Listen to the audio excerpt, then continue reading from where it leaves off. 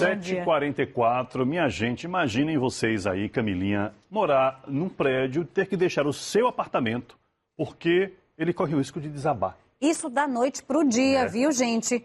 Olha, a gente está falando sobre isso porque está acontecendo essa situação com os moradores de um prédio na Pituba.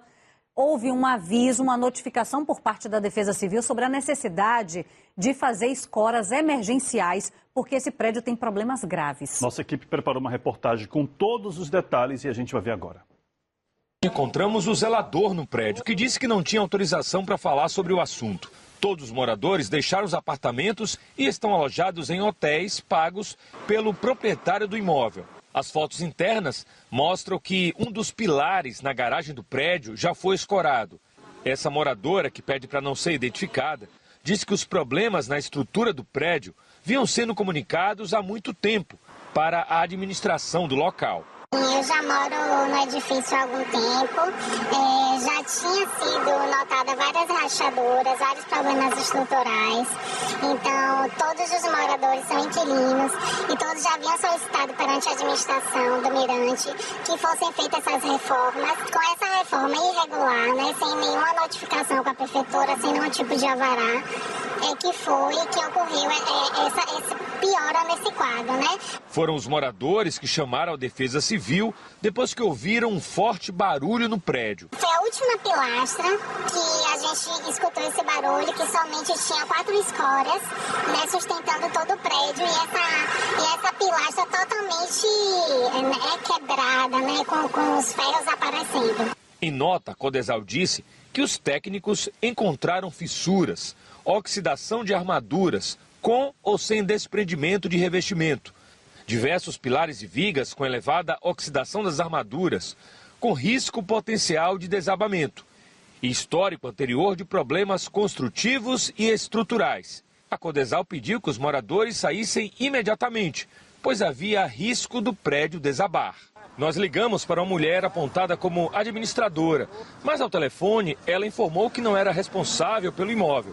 Esse engenheiro civil explica que muitos prédios não passam por vistorias regulares, o que poderia evitar problemas na estrutura. Mas, infelizmente, a causa mais comum é a falta de manutenção adequada, né? A manutenção vai evitar que problemas como fissuras, como rachaduras, como corrosão de armaduras, desgaste dos elementos estruturais, eles se agravem, certo? E comprometa a capacidade estrutural da edificação. O ideal é que cada gestor condominial ele tenha essa conscientização de contratar profissionais habilitados no sistema Confea-CREA para elaborar a inspeção predial, elaborar planos de manutenção, para garantir, obviamente, aí, a segurança das edificações, né? Segurança essa que tem que ser garantida já na construção do imóvel, né? Então precisa que haja esse acompanhamento. Existem, portanto, aí os conselhos de entidade que acompanham a fiscalização, porque é fundamental que já na construção se tenha todos os itens de segurança cumpridos, não é, Camila? E qualquer obra precisa de todo o trâmite, de alvará, para poder realmente credenciar. Responsável técnico. E ali fica bem perto do mar. A gente sabe que é uma influência na estrutura mesmo, quando há essa proximidade, com também tanto contato com maresia. Olha, a gente, Camilinha, ainda sobre isso, né, nós tentamos falar com o administrador e com o dono do prédio. Algumas vezes fizemos essas ligações, mas a nossa produção não foi atendida. A gente vai seguir acompanhando, então, porque até os moradores, a gente vê ali, uma senhora não quis nem se identificar, nem mostrar o rosto ao dar as declarações. Bom, vamos seguir nesse assunto, porque como Eduardo Oliveira mostrou na reportagem, os moradores estão temporariamente em hotéis. A questão é que não poderão ficar o tempo inteiro em hotel. Quais são os direitos? O que é que a lei assegura a essas famílias, Giana Matiasi? Exatamente, Ricardo. A gente fala aqui da frente do prédio. Quem está aqui ao meu lado é o doutor Henrique Guimarães, ele que é especialista em direito imobiliário. Bom dia para o senhor. A nossa pergunta é a seguinte, porque de imediato esses inquilinos eles foram retirados, né? Eles saíram aqui do prédio e foram alojados em hotéis aqui da região. É claro que essas pessoas não vão poder ficar em hotéis e nos parece que essa é uma reforma que vai levar um certo tempo. O que acontece a partir de agora? Nesses primeiros dias foram para hotéis, mas e aí? A partir daí, o que se faz? Bom dia, Giana. Bom dia, equipe do estúdio da TV Bahia. E bom dia aos telespectadores que nos assistem de casa. Bom, os inquilinos, eles precisam saber que nessa situação delicada, legalmente, eles têm direitos que consistem, na verdade, em...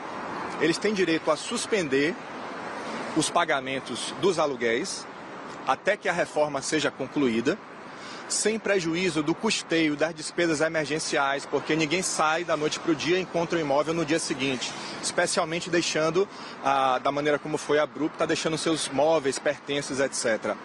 E também eles têm direito a fazer a rescisão do contrato sem que incida nenhuma multa contratual por conta dessa rescisão antecipada. Aí vai ficar a critério de cada um deles decidir o melhor caminho segundo a sua conveniência.